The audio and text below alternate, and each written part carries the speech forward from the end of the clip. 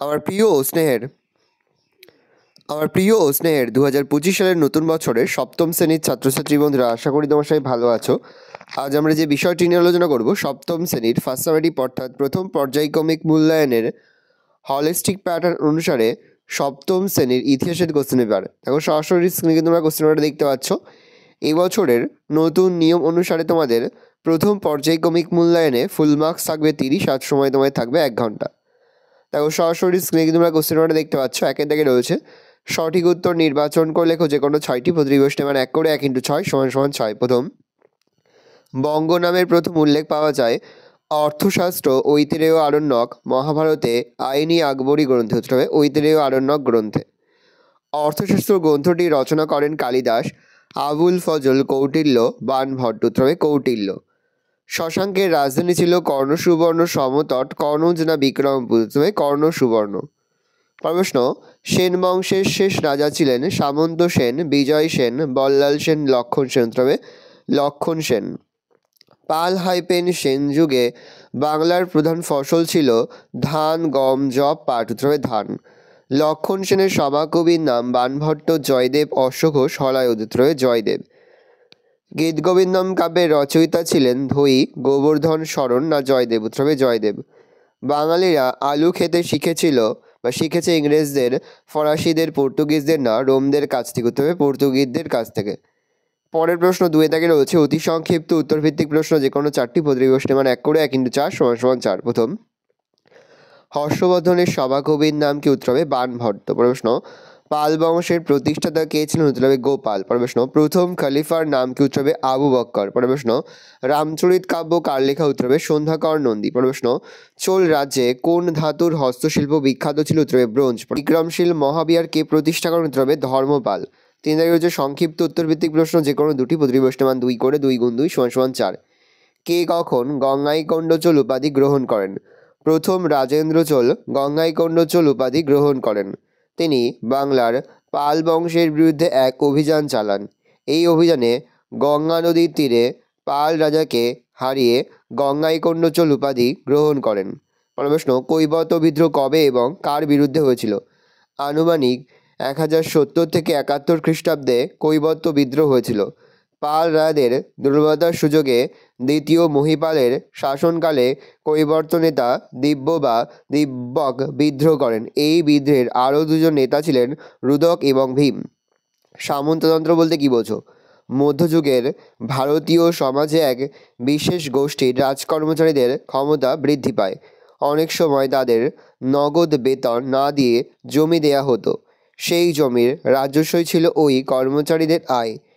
এছাড়া তারা গ্রামের শাসন এবং বিচার কার্যের দেখাশোনা করত। রাজা গোষ্ঠীর শাসক এবং জনগণকে নিয়ে এর ফলে একটি স্তরভেদ তৈরি হয়েছিল সমাজে। এই ধরনের গড়ে ওঠা ব্যবস্থাই সামন্ততন্ত্র নামে পরিচিত।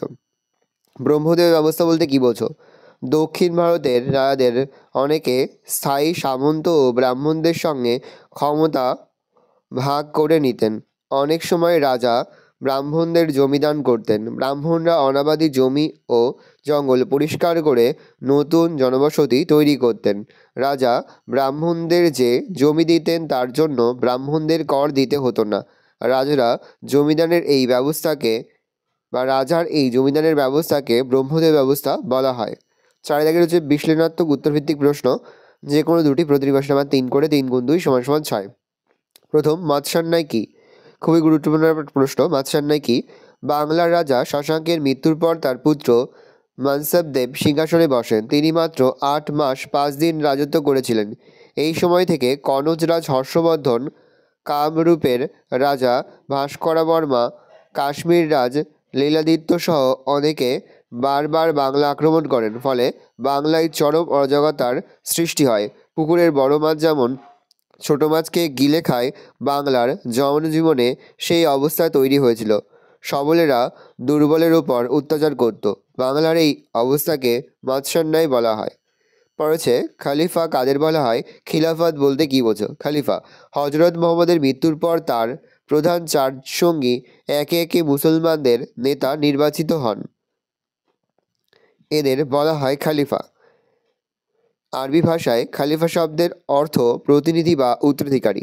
খিলাফত ইসলাম ধর্মের ক্ষমতা যেসব অঞ্চলে ছড়িয়ে পড়ে তাকে বলে দার উল ইসলাম। খালিফা হলেন দার উল ইসলামের প্রধান নেতা। খালিফার এই অধিকারের এলাকাকে বলা হয় খিলাফত। পঞ্চরত্ন কাদের বলা হয়? বাংলার সেন বংশের রাজা লক্ষণ সেনের রাজসভায় 5 জন বিখ্যাত কবি ছিলেন। এদের একসঙ্গে পঞ্চরত্ন বলা হয়। 5 জন বিখ্যাত কবি বা পঞ্চরত্ন হলেন জয়দেব, ধয়ী, গোবর্ধন, উমাপতিধর, শরণ। এদের মধ্যে কবি জয়দেব ছিলেন রাজা লক্ষণ সেনের রাজসভার কবি। তিনি গীতগোবিন্দম কাব্য রচনা করেছিলেন। কবি ধয়ী রচনা করেছিলেন পবনদূত কাব্য। প্রশ্ন, পাল যুগের স্থাপত্য সম্পর্কে লেখো। শিল্পকলার ক্ষেত্রে পাল যুগ গুপ্ত যুগকে অনুসরণ করেছে। পাল আমলের স্থাপত্যের মধ্যে উল্লেখযোগ্য হল স্তূপ, বিহার এবং মন্দির। বাংলাদেশের ঢাকার আসাদপুর গ্রামে, রাজশাহীতে, পাহাড়পুরে, চট্টগ্রামে, পশ্চিমবঙ্গের বর্ধমান জেলার ভরতপুর গ্রামে পাল আমলে নির্মিত যে সমস্ত বৌদ্ধ স্তূপ লক্ষ্য করা যায় তাদের আকৃতি অনেকটা শিখরের মতো। সোমপুর বিহার ছিল পাল আমলের স্থাপত্যের অন্যতম নিদর্শন। বিহারের মধ্যে অবস্থিত মন্দিরটিও এক্ষেত্রে উল্লেখযোগ্য। পোড়ামাটির ইট দিয়ে তৈরি চারকোনা এই মন্দিরে গর্ভগৃহ, প্রদক্ষিণ পথ, মণ্ডপ ও সুউচ্চ স্তম্ভ ছিল। 5 দিয়ে রয়েছে ব্যাখ্যামূলক উত্তরভিত্তিক প্রশ্ন, যে কোনো দুটি। প্রতিটি প্রশ্নের মান 5 করে, 5 গুণ 2 = 10। প্রথম, পাল বংশের শাসকদের সংক্ষিপ্ত পরিচয় দাও। বাংলার ইতিহাসে পাল বংশের প্রতিষ্ঠা এক গুরুত্বপূর্ণ অধ্যায়। পাল শাসনের প্রথম 100 বছর ছিল এই বংশের গৌরবময় কাল। পাল বংশের শাসকদের পরিচয়। একদিনের প্রতিষ্ঠা। বাংলায় পাল বংশের প্রতিষ্ঠা করেন রাজা গোপাল। আনুমানিক 750 খ্রিস্টাব্দ থেকে 774 খ্রিস্টাব্দ পর্যন্ত রাজত্ব করেন। তিনি বাংলার অধিকাংশ অঞ্চলকে নিজের শাসনাধীনে এনেছিলেন।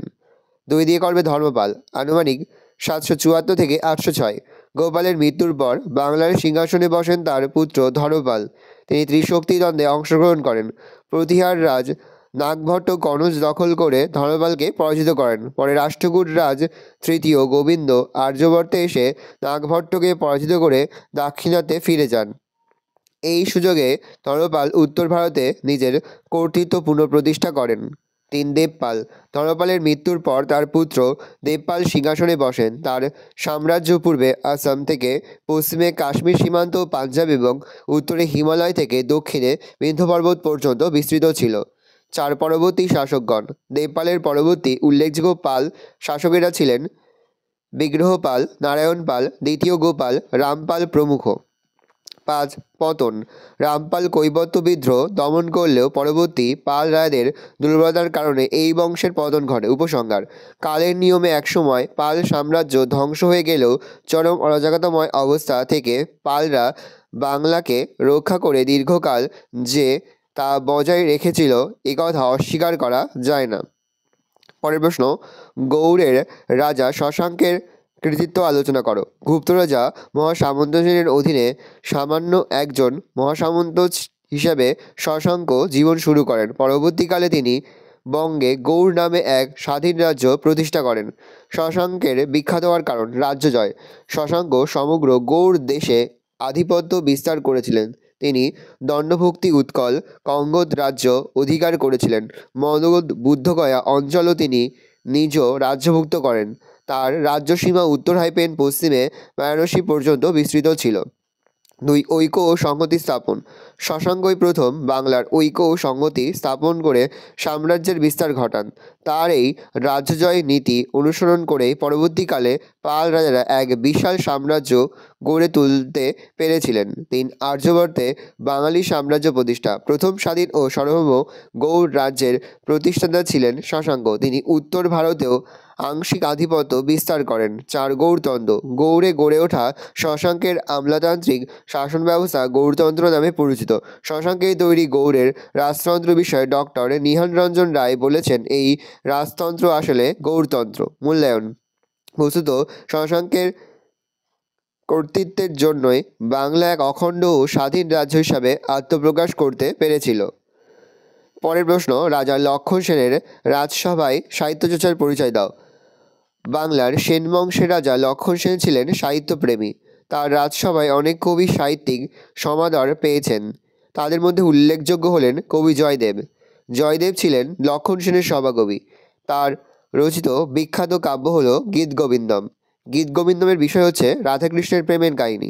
2 নম্বর ধৈ। তার রাজসভায় অপর এক কবি ধৈ পবনদূত কাব্য রচনা করেছিলেন। পঞ্চরত্ন। জয়দেব ও ধৈ সহ আরও 3 জন কবি গোবর্ধন, উমাপতিধর, স্বয়ং লক্ষণ সেনের রাজসভা অলঙ্কৃত করেছিলেন। এই 5 জন পণ্ডিতকে একত্রে পঞ্চরত্ন বলা হয়। 4 এছাড়া লক্ষণ সেনের মন্ত্রী হলায়দ রচনা করেছিলেন ব্রাহ্মণ সর্বস্ব নামে বৈদিক নিয়মের একটি গ্রন্থ। 4 নম্বর প্রশ্ন, নালন্দা বিশ্ববিদ্যালয় বা নালন্দা বৌদ্ধবিহার সম্পর্কে যা জানো লেখো। পয়েন্ট করে ভূমিকা। প্রাচীন ভারতে শিক্ষার প্রসারে যে বৌদ্ধবিহারটি উল্লেখযোগ্য ভূমিকা গ্রহণ করেছিল তা হল নালন্দা মহাবিহার প্রতিষ্ঠা। বর্তমান ভারতে বিহার রাজ্যের পাটনা জেলার অন্তর্গত রাজগীরের কাছে নালন্দা মহাবিহারের ধ্বংসাবশেষ আছে। সম্ভবত গুপ্ত সম্রাটদের আমলে খ্রিস্টীয় 5ম শতকে এটি প্রতিষ্ঠিত হয়েছিল। 2 পৃষ্ঠপোষকতা। নালন্দা মহাবিহার হর্ষবর্ধন ও পাল রাজাদের সাহায্য পেয়েছিল। স্থায়ী রাজা এবং জমির মালিকরা ছাড়াও সুদূর সুমাত্রা দ্বীপের শাসকও এই মহাবিহারের জন্য সম্পদ দান করেছেন। 3 প্রবেশিকা পরীক্ষা। নালন্দা মহাবিহারে ভর্তি হওয়ার আগে শিক্ষার্থীদের কঠিন প্রবেশিকা পরীক্ষায় উত্তীর্ণ হতে হতো। 4 ছাত্র শিক্ষক। নালন্দা মহাবিহারের ছাত্রদের নির্খরচায় খাবার, জামাকাপড়, শয্যাদ্রব্য এবং ওষুধপত্র দেয়া হতো। নালন্দার সমৃদ্ধি যুগে 10,000 জন আবাসিক ভিক্ষুক এখানে থাকত। তার মধ্যে 500 জন ছিল শিক্ষক এবং 8,500 জন ছিল ছাত্র। 5 বিদেশি শিক্ষার্থী। শুধু তিব্বত, চীন, কোরিয়া এবং মঙ্গোলিয়া থেকে ছাত্ররা এই মহাবিহারে পড়তে আসত। তার মধ্যে চীন দেশের ছাত্রদের শিক্ষাদানের জন্য বিশেষ তহবিলের বন্দোবস্ত ছিল। হিয়েনসাংও এই বিহারে শিক্ষালাভ করেছিলেন। পাঠ্যসূচি। নালন্দা মহাবিহারের পাঠ্যসূচিতে ছিল বৌদ্ধশাস্ত্র, বেদ, নীতিশাস্ত্র, আয়ুর্বেদ শাস্ত্র, ব্যাকরণ, গণিত প্রভৃতি বিষয়। 7 পতন। ত্রয়োদশ শতকে তুর্কি আক্রমণকারীরা বিহার অঙ্কার। নালন্দা মহাবিহারের শিক্ষা-দীক্ষার খ্যাতি একসময় সমগ্র এশিয়ায় ছড়িয়ে পড়েছিল। 2014 সালে বিহারের রাজগীরের ধ্বংসপ্রাপ্ত নালন্দার পাশে নতুন করে নালন্দা বিশ্ববিদ্যালয়ের যাত্রা শুরু হয়েছে। ভালো করে দেখে নাও, এই রয়েছে টোটাল তোমাদের ফার্স্ট সামেটিভ অর্থাৎ প্রথম পর্যায়ক্রমিক মূল্যায়নের 7ম শ্রেণীর ইতিহাসের কোশ্চেন পেপার। ভালো তোমার কোশ্চেনটা দেখে নাও। আশা করি ভিডিওটা ভালো লেগেছে। ভিডিওটা ভালো লাগলে ভিডিওকে লাইক করতে যদি ভুলবেন, আর আমার চ্যানেল নতুন হওয়া লাল কালার সাবস্ক্রাইব প্রেস করে পাশে বেল আইকনটা প্রেস করে যখন নতুন করে ভিডিও আপলোড করি সবার ফার্স্ট নোটিফিকেশন তোমরা পেয়ে যাও। আর এই ভিডিওটি তোমার বন্ধু বান্ধবী আত্মীয়স্বজন সবার মধ্যে কিন্তু অনেক শেয়ার করে যে বছর 7ম শ্রেণীতে পড়ছে। আমরা কিন্তু ইতিমধ্যে 7ম শ্রেণীর প্রতি বিষয়ে সিলেবাস, প্রশ্নপত্র এবং নমুনা প্রশ্নপত্র কিন্তু আপলোড করে দিয়েছি। তোমরা এখনও পর্যন্ত সেই ভিডিওগুলো না দেখে থাকো, ভিডিওগুলো কিন্তু তাড়াতাড়ি দেখে নাও। তোমাদের সকলকে জানাই আগাম পরীক্ষার অনেক অনেক শুভেচ্ছা এবং অভিনন্দন। আশা করি সকলের পরীক্ষায় খুব ভালো হবে।